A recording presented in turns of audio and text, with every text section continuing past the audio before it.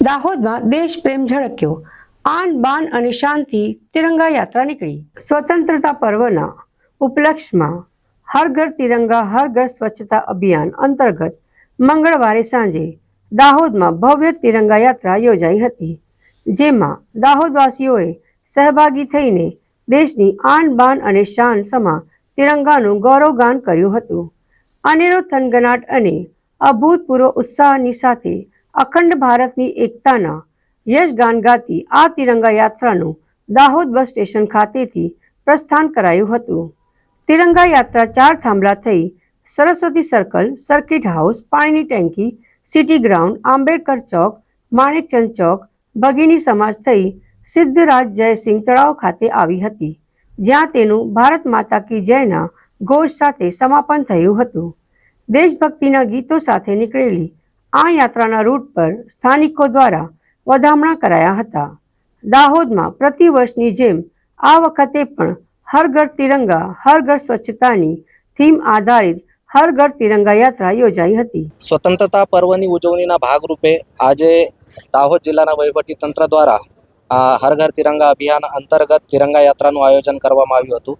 આ યાત્રામાં શાળાના બાળકો, ગામના ગ્રામજનો અને નાગરિકો જો છે એમની મોટી સંખ્યામાં ભાગ લીધો છે। એની સાથે સાથે જ વહીવટીતંત્રના અધિકારીઓ, પોલીસના જવાનો, હોમગાર્ડના જવાનો, એનએસએસ, સ્કાઉટ ગાઈડ અને એનસીસીના વિદ્યાર્થીઓ પણ એમાં ભાગ લીધો છે।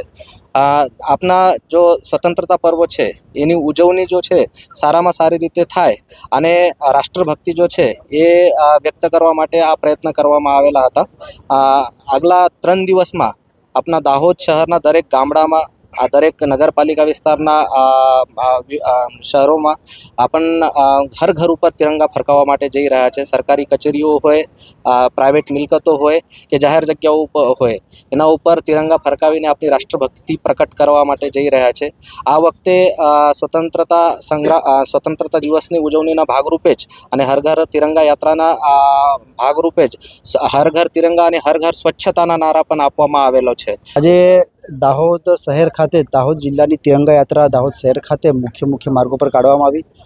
આ યાત્રામાં દાહોદ જિલ્લાની સમગ્ર ભારતીય જનતા પાર્ટીની ટીમ, સમગ્ર સમાજના લોકો, વહીવટીતંત્ર, ડીડીઓ, ડીએસપી, કલેક્ટર તેમજ અમારા જિલ્લા ભાજપ પ્રમુખ, જિલ્લા પંચાયતના પ્રમુખ, શહેર સંગઠનની ટીમ, ગ્રામ્યની ટીમ, તાલુકા સભ્ય, જિલ્લા સભ્ય તમામ લોકો, સ્કૂલના બાળકો અને અલગ અલગ સમાજના લોકો પણ ખૂબ જ ઉત્સાહપૂર્વક તિરંગા યાત્રામાં જોડાયા હતા। અને જે મોદી સાહેબે જે આહવાન કર્યું છે હર ઘર તિરંગા, કે જે તિરંગાની શાન છે, શાન જળવાયેલી રહે